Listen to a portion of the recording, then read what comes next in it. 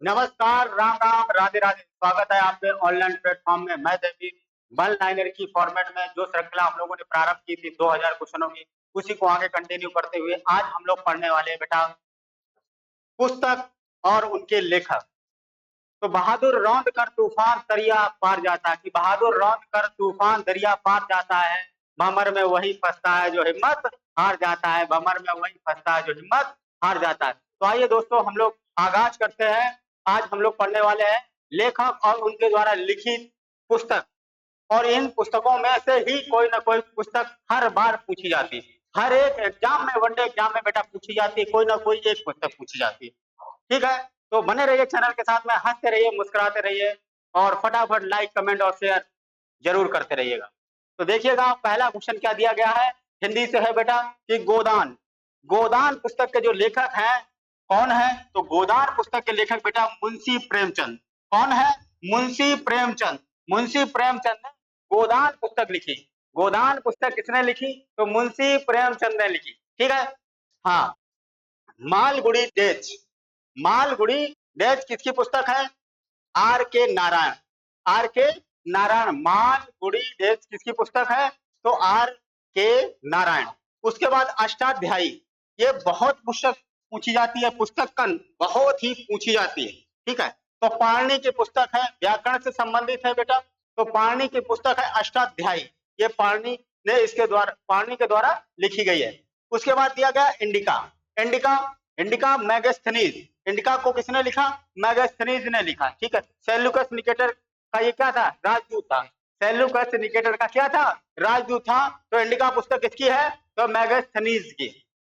उसके बाद है राज तरंगणी। राज तरंगणी किसकी है? तो कल्हड़ की। किसकी है? कल्हड़ की बेटा। किसकी है? कल्हड़ की है। उसके बाद स्पीड पोस्ट। स्पीड पोस्ट ये कई बार पूछी जा चुकी है। कई बार बेटा ये पूछी जा चुकी है कि स्पीड पोस्ट किसकी पुस्तक है? स्पीड पोस्ट किसकी पुस्तक है? तो किसकी है? शोभा डे। किसकी है? शोभा डे की ये पुस्तक है। उसके बाद देखिएगा आईने अकबरी। आईने अकबरी किसकी पुस्तक है? आबुल फजल। फैजी और आबुल फजल दोनों ही भाई भाई थे। तो आबुल फजल की कौन सी पुस्तक है? आईने अकबरी। आइए दोस्तों आगे चलते हैं। Life, divine life. Divine life किसकी पुस्तक है बेटा?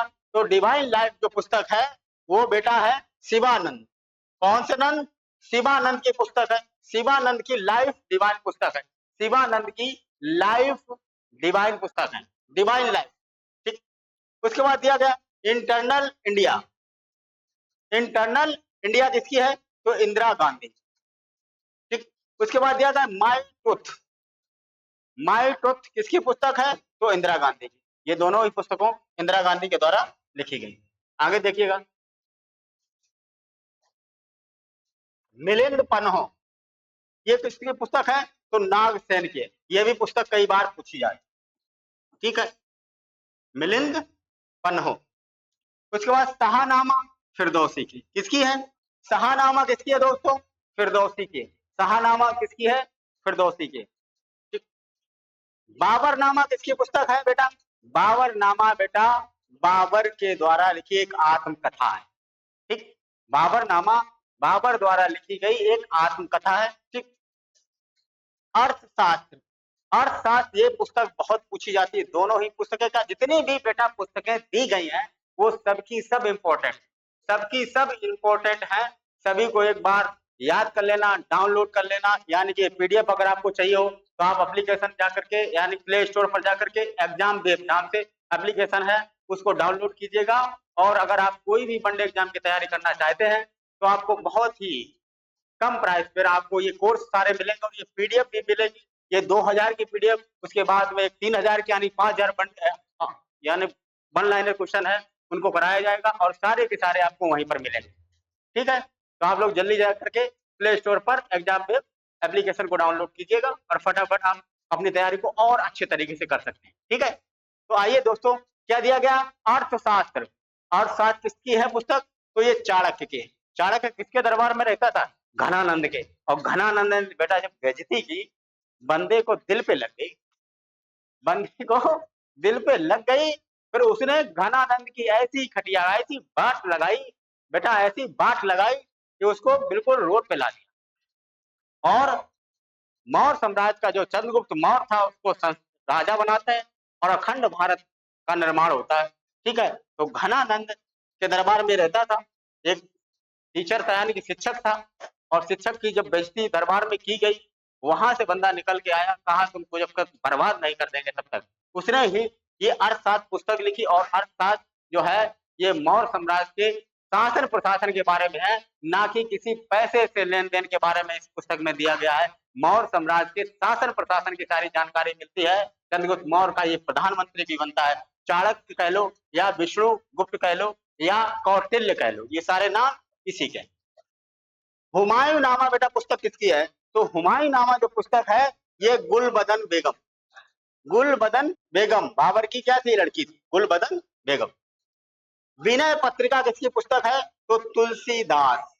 विनय पुस्तक, विनय पुस्तिका जो पुस्तक है वो किसकी है? तो तुलसीदास की बेटा है। उसके बाद देखो गीत गोविंद, गीत गोविंद बेटा किसकी है? तो जयदेव की है। गीत गोविंद किसकी है? तो जयदेव की ये पुस्तक है।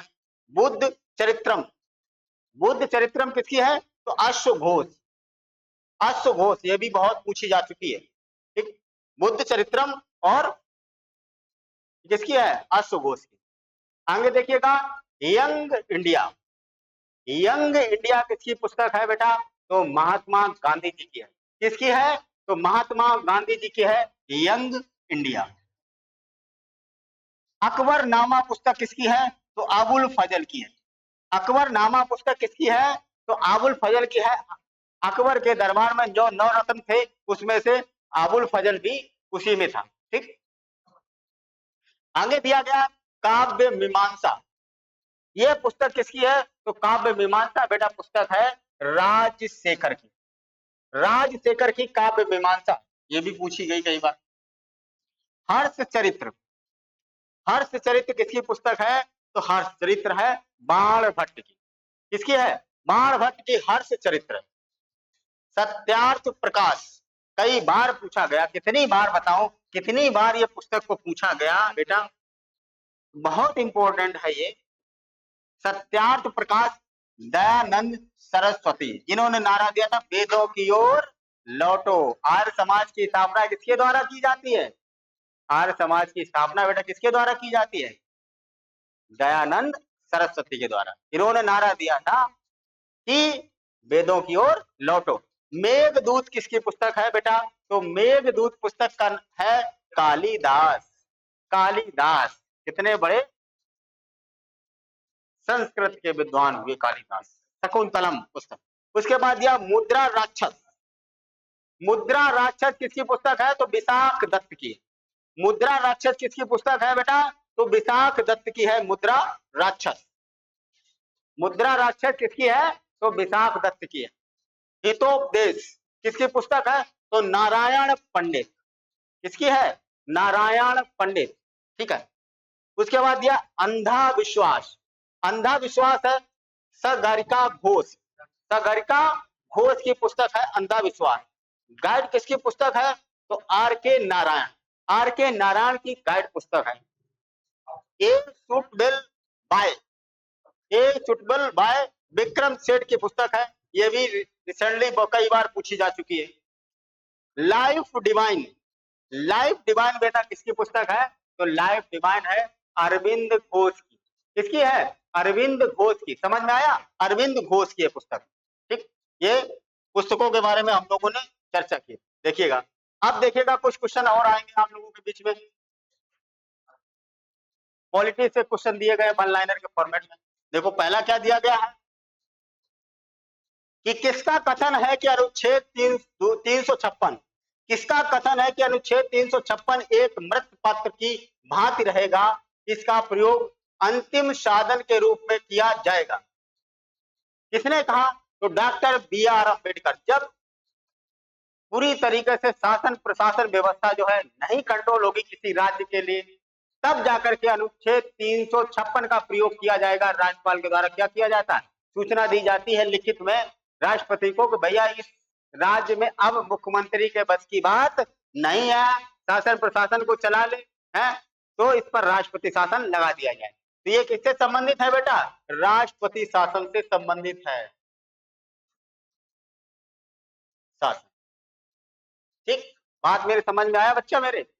हाँ, राष्ट्रपति शासन से संबंधित है, क्योंकि राष्ट्रपति के पास में 3 प्रावधान ऐसे होते हैं। आर्टिकल 352 राष्ट्रीय आपातकाल, आर्टिकल 356 राष्ट्रपति शासन और आर्टिकल 360 वित्तीय आपात। आगे दिया गया है कि भारत के संविधान को कब पारित किया गया था? तो कब पारित किया गया था? तो 26 नवंबर 1949 को इसी दिन क्या किया गया था? अंगीकृत किया गया था। ठीक, संविधान के किस संशोधन द्वारा उसमें समाजवादी, धर्मनिरपेक्ष तथा अखंड शब्द जोड़े गए? बेटा बहुत बार क्वेश्चन ये पूछा जा चुका, कितनी बार बताऊं, बहुत बार पूछा जा चुका कि किस संविधान संशोधन में, यानी कि प्रस्तावना में एक ही बार अब तक संशोधन किया जा चुका है। वो कब था? 42वां संविधान, 42वां संविधान के द्वारा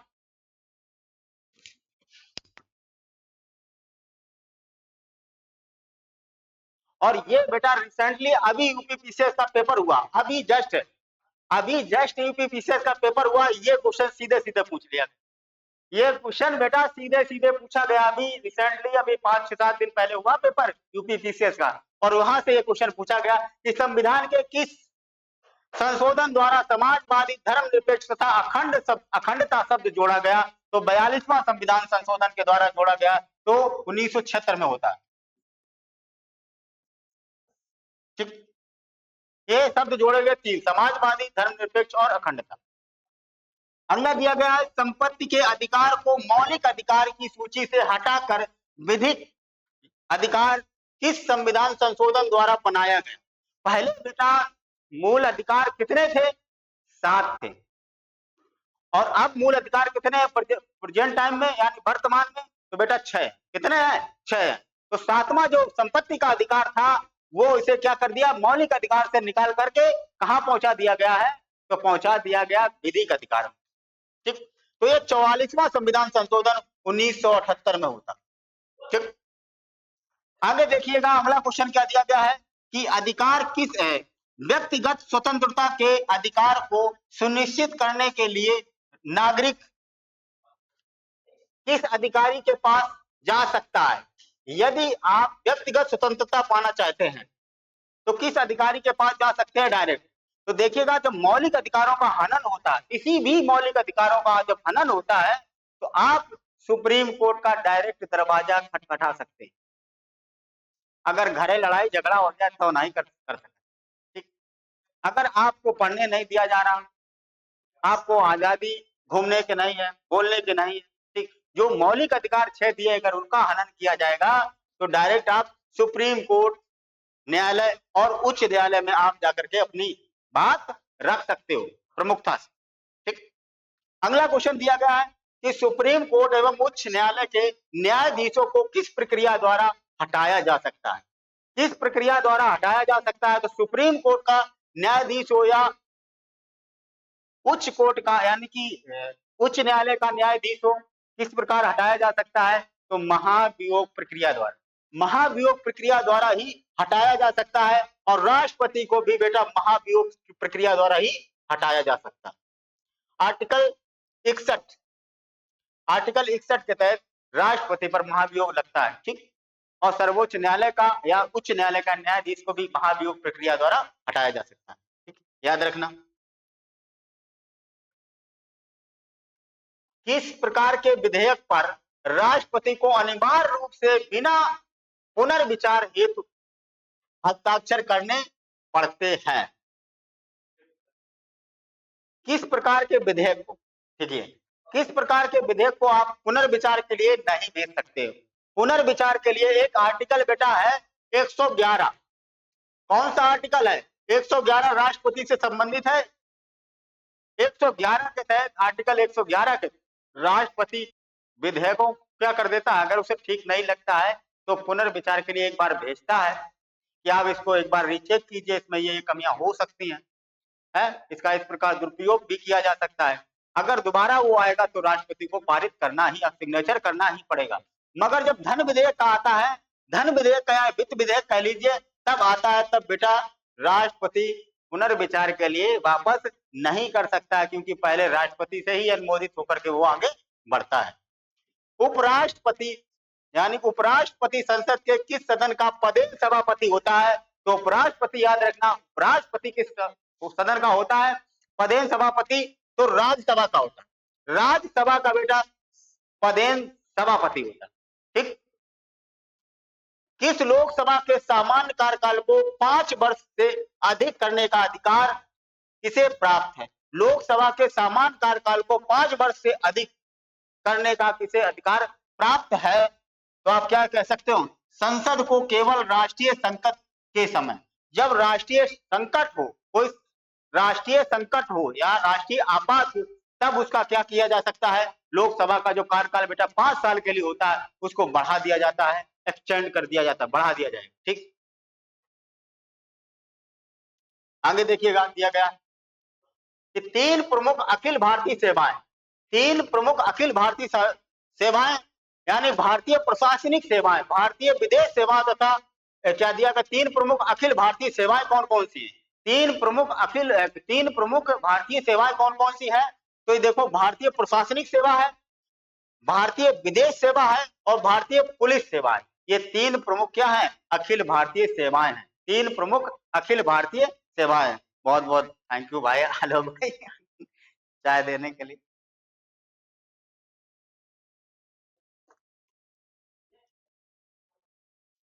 तो देखिएगा, आगे चलते हैं बेटा। इतनी बात समझ में आई आप लोगों को?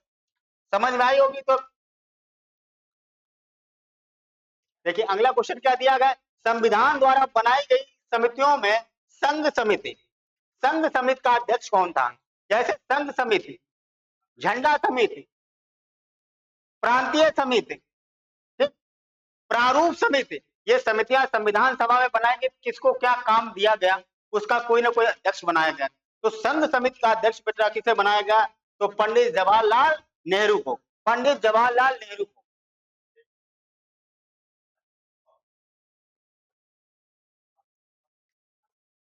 पंडित जवाहरलाल नेहरू को बनाया गया था। जैसे कह लिया जाता है प्रारूप समिति का, बहुत पूछा जाता है, प्रारूप समिति का अध्यक्ष किसे बनाया गया था? तो बी आर अम्बेडकर को। अम्बेडकर को। प्रांतीय समिति का अध्यक्ष किसे बनाया गया था? सरदार पटेल। आगे दिया गया है, किस दिन संविधान सभा ने राष्ट्रीय ध्वज को अपनाया था? बहुत इंपॉर्टेंट क्वेश्चन। किस दिन संविधान सभा द्वारा राष्ट्रीय ध्वज तिरंगा को अपनाया गया था? तो 22 जुलाई 1947।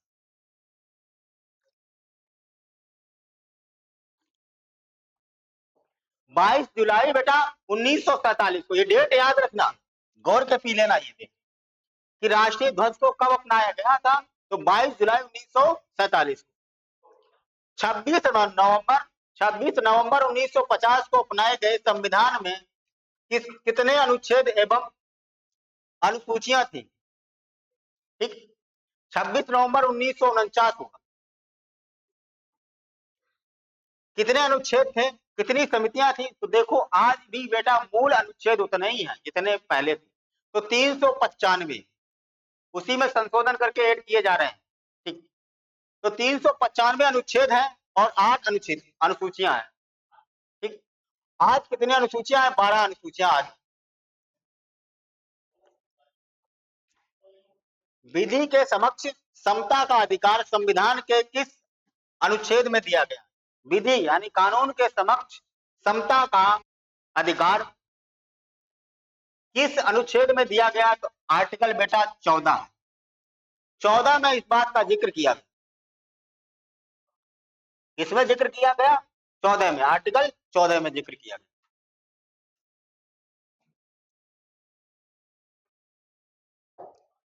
आगे देखते हैं। मूल अधिकार है बेटा। पूर्ण स्वराज की शपथ कांग्रेस ने के किस अधिवेशन में ली गई? अरे ये कितना पूछता है क्वेश्चन। पूर्ण स्वराज की जो प्रस्ताव पारित किया गया या शपथ ली गई थी, वो बेटा 1929 में लाहौर अधिवेशन में हुआ। लाहौर अधिवेशन में 1929 में हुआ था और इसकी अध्यक्षता कौन करता है? तो जवाहरलाल नेहरू करते हैं। लाल नेहरू। ठीक। पूर्ण स्वराज का प्रस्ताव कब पारित किया जाता है? तो 1929 में लाहौर अधिवेशन में ये बात रखी जाती है। ठीक। किस वायसराय की अंडमान यात्रा के दौरान एक कैदी द्वारा हत्या कर दी जाती है? किस वायसराय? वायसराय तो कौन सा वायसराय था जो अंडमान जाते समय जब उसने यात्रा की उस दौरान एक कैदी ने उसकी हत्या कर दी? तो लॉर्ड मियो। लॉर्ड मियो द्वारा भारत में जनगणना यही लाया। तो अगला क्वेश्चन दिया गया है कि भारतीय प्रेस के मुक्तिदाता किसको कहा जाता है?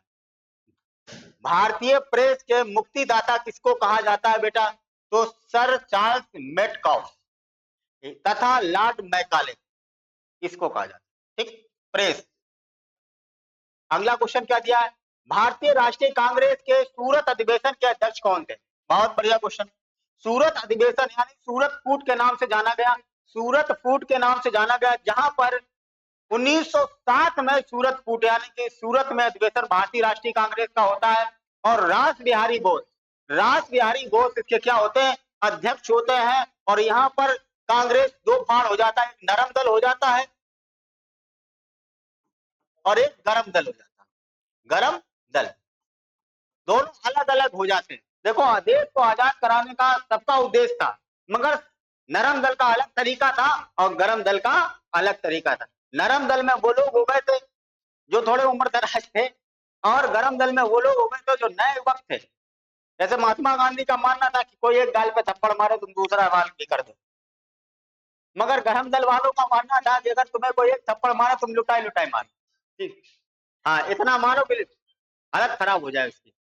तो नरम दल और गरम दल में, यानी इसे कहा जाता है सूरत फूट के नाम से जाना जाता है। तो सूरत के में जो अधिवेशन होता है उसकी अध्यक्षता रास बिहारी बोस करते हैं, रास बिहारी बोस करते हैं।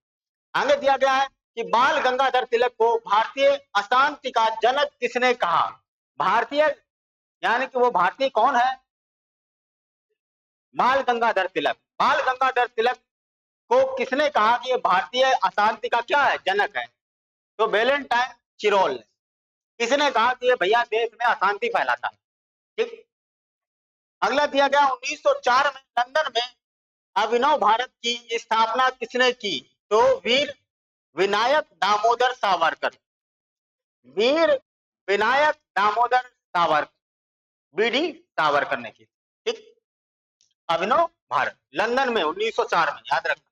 अगला क्वेश्चन दिया गया है कि असहयोग आंदोलन शुरू करते समय भारत का वायसराय कौन था? जब असहयोग आंदोलन चलाया गया था तो उस समय वायसराय कौन था? अच्छा क्वेश्चन है। तो असहयोग आंदोलन पहले समझ लेते हैं कि ये कब चलाया गया था। तो 1 अगस्त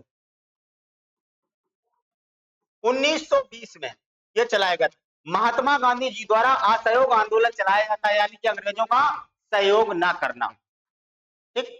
हिंद स्वराज पुस्तक में दिया महात्मा गांधी ने कि भारतीयों ने ही भारत पर शासन करने के लिए उन्हें आमंत्रित किया और शासन करवाते रहे इतने दिनों तक।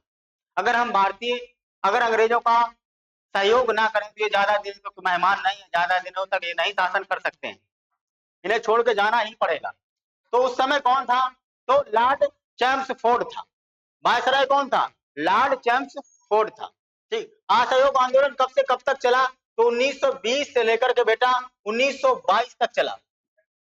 1922 तक चलता है। चोरा चोरी हत्याकांड के बाद में ये वहीं पर क्या कर दिया जाता है? महात्मा गांधी जी द्वारा स्थगित कर दिया जाता है, विड्रॉल कर दिया जाता है। आगे दिया गया है कि साउथ अफ्रीका से लौटने के बाद महात्मा गांधी जी ने प्रथम सफल सत्याग्रह आंदोलन कहां प्रारंभ किया? महात्मा गांधी जी ने भारत में सबसे पहला जो सत्याग्रह किया था वो बेटा किया था नील के किसानों को मजदूरी यानी कि जो नील की खेती के लिए तिनकटिया पद्धति के विरुद्ध किया था। और वो कब किया था? तो 1917 में किया था बेटा। 1917 में किया था, चंपारण बिहार। कहां पर पड़ता? चंपारण बिहार में पड़ता, बिहार में पड़ता चंपारण बिहार में 1917 में। राम कुमार शुक्ल के कहने पर जब ये 1916 में लखनऊ अधिवेशन में पहुंचते हैं तो वहां पर बात रखी जाती है कि वहां बहुत ज्यादती की जा रही है, लोगों से नील की खेती करवाने के लिए जबरदस्ती प्रेशर डाला जाता है तिनकटिया पद्धति के माध्यम से। तो फिर वहां पर जाते हैं, समझते हैं, किसानों की समस्याओं को सुनते हैं, उसके बाद आंदोलन करते हैं। तो प्रथम सफल सत्याग्रह कहाँ किया गया था? तो साउथ अफ्रीका में तो किया गया था, मगर भारत की बात करेंगे तो सत्याग्रह पहला था सफल, तो ये था चंपारण, बिहार में। ठीक, बात समझ में आई?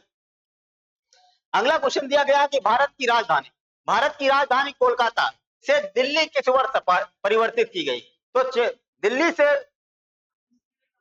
कलकत्ता से दिल्ली परिवर्तित कब की गई? तो पहले यानी कि भारत की राजधानी कहां थी?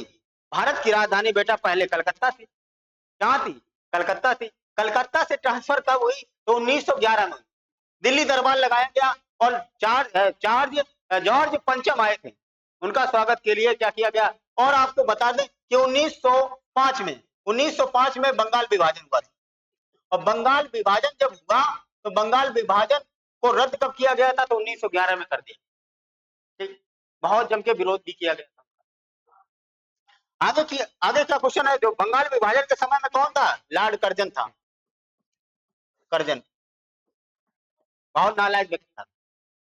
ठीक, आगे देखते हैं कि जनता द्वारा प्रत्यक्ष रूप से निर्वाचित सदन को क्या कहते हैं? जो जनता द्वारा प्रत्यक्ष रूप से निर्वाचित सदन को हम लोग कहते हैं बेटा लोकसभा। क्या कहते हैं? लोकसभा। ठीक, लोकसभा को कहा जाता है। ठीक, आगे दिया है कि संविधान में लोकसभा के सदस्यों की मूल संख्या क्या है? तो 552। कितना है? 552। आगे दिया गया है कि वर्तमान में लोकसभा में कितने सदस्य हैं? तो 545 हैं। कितने हैं? 545। राष्ट्रपति आंग्ल भारतीय समुदाय के कितने प्रतिनिधियों को लोकसभा में नामित करता है? तो 2 करता है, मगर अब ये सिस्टम खत्म हो गया है ही नहीं अब एंग्लो इंडियन के लोग। लोकसभा में किस आधार पर सीटें आवंटित की जाती हैं? लोकसभा में किस आधार पर सीटें आवंटित की जाती हैं? जनसंख्या के आधार पर बेटा, जनसंख्या के आधार पर आवंटित की जाती है। ठीक, 10 लाख पर एक लोकसभा सांसद होता है। वर्तमान लोकसभा में प्रत्येक राज्य के लिए स्थानों को आवंटन किस प्रकार आधारित है? वर्तमान में लोकसभा तो 1971 बेटा, 1971 की जनगणना के आधार पर अभी तक ये चल रहा है। ये जो सीटों का निर्धारण किया गया 1971 में जो जनगणना कराई गई थी जनसंख्या की, उसी को आगे चल रहा है, वही आगे चल रहा है। ठीक, तो ये 1971 की जनगणना के आधार पर। अच्छा क्वेश्चन है बेटा, 26 में बदलने के लिए प्लानिंग चल रही है। आगे देखो, कौन सी लोकसभा के चुनाव 4 चरण में हुए? तो 14वीं लोकसभा के चुनाव 4 चरण में हुए। लोकसभा का सदस्य बनने के लिए न्यूनतम आयु कितनी होती है? तो लोकसभा का अगर सदस्य बनना है और अल्लाह प्रधानमंत्री अगर बनना है तुम्हें, या लोकसभा का सदस्य बनना है, तो आपकी उम्र कितनी होनी चाहिए? 25 वर्ष। कितनी होनी चाहिए? 25 वर्ष। अगर भैया गांव का प्रधान बनना है तो 21 वर्ष। राज्यसभा का सदस्य बनना है तो 30 वर्ष। राष्ट्रपति बनना है तो 35 वर्ष। उपराष्ट्रपति बनना है तो भी कितना? 30 वर्ष। याद रखना। अगला क्वेश्चन क्या दे रहा है कि कौन सा राज्य सबसे अधिक प्रतिनिधि लोकसभा में भेजता है? सबसे ज्यादा प्रतिनिधि कौन सा राज्य भेजता है लोकसभा से? ठीक, तो लोकसभा हो या राज्यसभा हो या कह लीजिए विधानसभा हो, सबसे ज्यादा मारो उत्तर प्रदेश। उत्तर प्रदेश में सबसे ज्यादा सीटें हैं। चाहे लोकसभा की बात करें, चाहे राज्यसभा की बात करें, चाहे विधान परिषद की बात करें, चाहे लोकसभा, राज्यसभा और विधान परिषद, विधानमंडल, इन सभी में भैया सबसे नंबर 1 पर उत्तर प्रदेश आता है। तो उत्तर प्रदेश में कितने भेजता है? 80 सीट। आगे दिया गया, उत्तर प्रदेश के बाद सबसे अधिक संसदीय क्षेत्र किस राज्य में है? तो महाराष्ट्र का नंबर आता। कितना? महाराष्ट्र का नंबर आए। ठीक, सबसे ज्यादा सांसद भेजता लोकसभा। किस राज्य में लोकसभा सदस्यों की संख्या सबसे कम है? तो नागालैंड, सिक्किम और मिजोरम, एक है। ठीक, कौन से? नागालैंड, सिक्किम और मिजोरम। नागालैंड की 10 की वृद्धि दर बेटा माइनस में चली गई। लोकसभा का नेता कौन होता है? तो लोकसभा का नेता होता है प्रधानमंत्री। कौन होता है? बहुमत दल का नेता कौन होगा? जो सभी कैबिनेट में बैठेंगे, जितने भी लोकसभा सदस्य हैं, जिसको भी निर्वाचित करेंगे प्रधानमंत्री के लिए नियुक्त कर, वही क्या होता है? लोकसभा का नेता होता है। लोकसभा का नेता कौन होता है? तो लोकसभा अध्यक्ष। ये क्या क्वेश्चन दिया? भूतपूर्व सांसद, भूतपूर्व सांसद सदस्यों का वेतन व्यवस्था कब लागू की गई थी? तो भूतपूर्व जो सांसद हैं उनके वेतन की बात, पेंशन की बात कब कब की गई थी? तो 1976 में की गई थी। भाई इनको पेंशन मिलेगी, भूतपूर्व सांसदों को क्या दी जाएगी? पेंशन दी जाएगी। ठीक, ये जितनी बार भी बनते हैं उन सभी के टर्म की पेंशन मिलती है इन लोगों को। लोकसभा में कम से कम कितने सत्र जरूरी होते हैं? कि लोकसभा में कम से कम कितने सत्र जरूरी होते हैं? तो वर्ष में 2 बार सत्र जरूर होते हैं, ग्रीष्मकालीन सत्र और शीत सत्र, 2 तो जरूर होने चाहिए। ठीक, आगे दिया गया है कि लोकसभा को भंग कौन कर सकता है? लोकसभा को भंग बेटा राष्ट्रपति कर सकता है, मगर राष्ट्रपति ऐसे ही नहीं करेगा जब तक प्रधानमंत्री लिखित में नहीं देगा, कहेगा नहीं कि भैया लोकसभा को भंग कर दिया जाए। ठीक, राष्ट्रपति करेगा प्रधानमंत्री की सलाह पर, राष्ट्रपति करेगा प्रधानमंत्री की सलाह पर। राष्ट्रपति अपनी मर्जी से कुछ नहीं करता है, जब तक प्रधानमंत्री नहीं उसे सलाह देता, कहता है कि भाई ये काम करिए, तभी करता है। क्योंकि कार्यपालिका का वास्तविक अध्यक्ष कौन होता है? प्रधानमंत्री होता है। और कार्यपालिका का अध्यक्ष कौन होता है? तो राष्ट्रपति होता है। मगर वास्तविक अध्यक्ष कौन होता है? तो प्रधानमंत्री होता है। आगे देखिएगा कि वित्तीय बिल कहाँ पास हो सकता है? तो वित्तीय बिल हो या धन विधेयक हो तो ये लोकसभा में पास होता है। ठीक, लोकसभा में पास होता है। ठीक, बात समझ में आई? अविश्वास प्रस्ताव किस सदन में लाया जाता है? अविश्वास प्रस्ताव लोकसभा में लाया जा सकता है। लोकसभा में अविश्वास प्रस्ताव लाया जा सकता है। ठीक, जवाहरलाल नेहरू के विरुद्ध भी है लाया गया था, जेबी कृपलानी जी लाए थे पहला अविश्वास प्रस्ताव।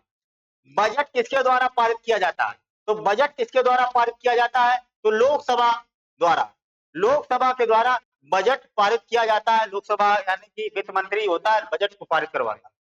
लोकसभा के सदस्यों की निर्योग्यता से संबंधित प्रश्नों का निर्णय कौन करता है? तो लोकसभा अध्यक्ष करता है। लोकसभा अध्यक्ष या लोकसभा स्पीकर करता है। ठीक, अस्थायी लोकसभा अध्यक्ष को क्या कहते हैं? तो अस्थायी लोकसभा अध्यक्ष को प्रोमोट स्पीकर कहते हैं। प्रोमोट स्पीकर कहते हैं या प्रोटेम। प्रोटेम स्पीकर की नियुक्ति कौन करता है? तो राष्ट्रपति करता है, राष्ट्रपति करता है। कितने दिनों तक अनुपस्थित रहने पर लोकसभा के सदस्य की सदस्यता समाप्त हो सकती है? लोकसभा सदस्य की सदस्यता समाप्त हो सकती है अगर आप सदन में नहीं जा रहे तो 2 माह तक। ठीक, 2 माह। किस विधेयक को केवल लोकसभा ही पारित करती है?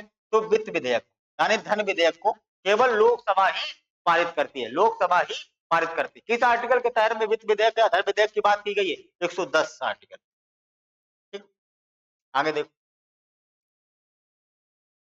मंत्रिपरिषद किसके प्रति उत्तरदायी होता है? तो मंत्रिपरिषद बेटा होता है, मंत्रिपरिषद होता है लोकसभा के प्रति।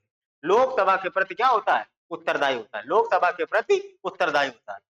किस अवस्था में संसद लोकसभा का कार्यकाल बढ़ा सकता है? तो आपातकाल की स्थिति में। आपातकाल की स्थिति में बेटा लोकसभा का सदस्य का कार्यकाल या प्रधानमंत्री का कार्यकाल पूरा बढ़ा दिया जाता है, 5 वर्ष से भी आगे बढ़ा दिया जाता है। आगे देखो, संसद